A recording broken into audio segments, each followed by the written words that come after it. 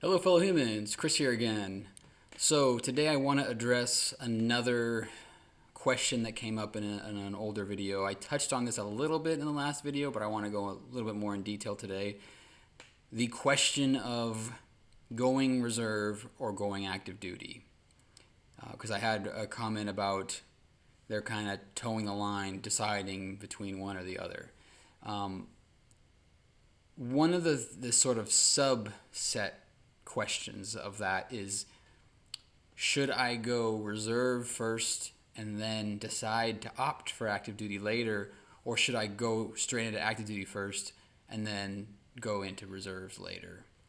I would say, as somebody who has actually been reserve my whole career, at least I started in the reserves, if you intend to try active duty at any point, I would start with active duty when you enlist.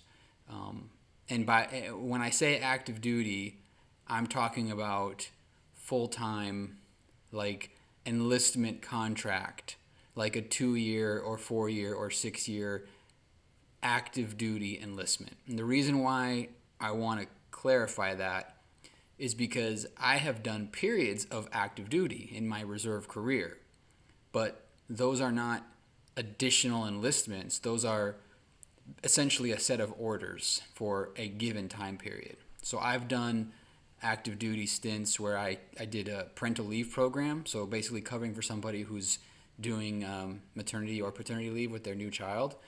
I've done deployments, and then obviously my active duty requirements every year, the 2 weeks. So if you're talking about being able to do periods of active duty, you absolutely can do that even if you go reserve first. You can go into, there's actually like a database where you can go in and look for billets. You can look for reserve mobilization opportunities, temporary parental leave program type stuff. And those are always there. They're not necessarily always available in your specific rate or rank.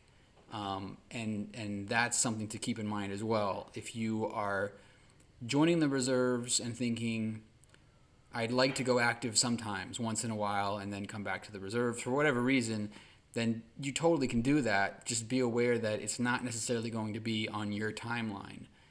It might not be available when you're ready to go active, and it might be available when you're not ready to go active. Also understand that in the reserves, you are basically signing yourself off to go mobilization, to be mobilization ready at all times. So you're gonna always have to have your affairs in order. That's also something to consider in deciding to go to the reserves at all. So if we're talking about full on active duty enlisted, like for an enlisted period of time, I would definitely go active first. The reason for that is from what I've seen, and from people's experience, it's quite difficult to merge from the reserves into full time, like real active duty. It's not impossible. It does happen, but it's a little bit more complex than the other way around. The Coast Guard, and I would imagine other branches as well, are very keen on taking active duty into the reserves. They would much rather have active duty go reserve than to just get out. And one of the reasons for that is for training purposes. It costs a lot of money to train somebody from boot camp through A school, through their qualifications, through all the advancement qualification and requirements. It costs a lot of money to do that. It's much more beneficial to the Coast Guard to have a second class come straight to the reserves who's already well versed and trained up, who can train their own people in the reserves right out of the gate. That's hugely beneficial for the Coast Guard, and they want to have that retention. I definitely am an advocate for that as well, not just for the Coast Guard's benefit, but for the members' benefit. As I've kind of mentioned before, if you do any period of active duty, you get a retirement point for every day. In the reserves, you actually get 2 points every day because they're split up into drills, which are 4-hour work periods. So if you do a normal 8-hour day, that's 2 drills, that's 2 points. So that's actually more, obviously, than the 1 point, but that's only 2 days a month. And that's only for reserve drill periods. When you do your active duty, your ADT, that's your 2 weeks per year, you're just getting the 1 point a day like every active duty would. But the point there is that, no pun intended, the point there about the points is that you do a period of 4 years, 6 years, 8 years of active duty, and then you go into reserves, you have a huge benefit for retirement compared to somebody who's just been reserves their whole career and maybe done a few deployments like myself. Because those points all get added up into your retirement, and because you're going reserve, your retirement will now be effectively a quote reserve retirement, meaning it's calculated a little bit differently. However, all those points get converted over on a straight 1-to-1 basis, and those are very beneficial points. So what I would say, and again, I never will tell people what they should do because I don't know enough about the person's situation. And even if I did, I'm not the one who has to live with the outcome. So I never tell people straight up what they should or shouldn't do. I just give my perspective. My perspective would be, if I wanted to be a full-time active duty, knowing what I know now, and I'm coming out of high school, I would enlist and go active right off the bat. Because you can always go reserve later, and it's a lot easier to do that.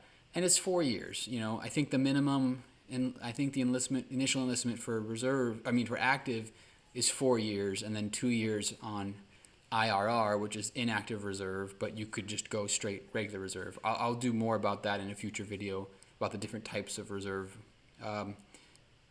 But it's 4 years, and then it's 2 years inactive reserve or reserve. For reserve, straight out the gate, it's 6 years and then 2 years IRR. So depending on how you look at it, it's a bigger commitment in terms of being under contract for a longer period of time to start off with reserves. It's a bigger commitment, obviously, from your day-to-day life to go active duty. You're doing it every day, but it's a shorter period of time. So again, if you want to kind of get your foot in the door and maybe feel it out a little bit, and that's why you want to go reserves, it's not a bad deal. It's not a bad idea. But if you're doing that because you want to see how you like it and then go active, that's sometimes a little complicated. If you're doing it because you want to go active from time to time for maybe 2 months, maybe 4 months, maybe even a year, depending on what opportunities you see in direct access for mobilization opportunities, then it's totally a viable option.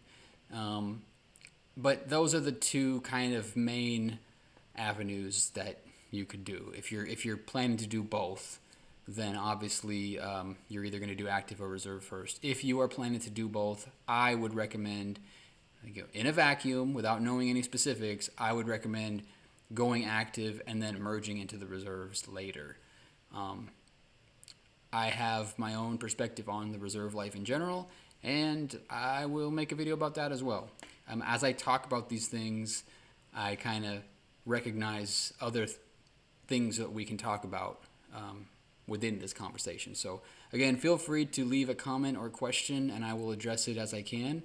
I appreciate the feedback. I will keep making these videos as long as it seems to be helping people. So thank you for watching. I hope this has been helpful, and please let me know if you have any other questions, and I'll do my best to help you out.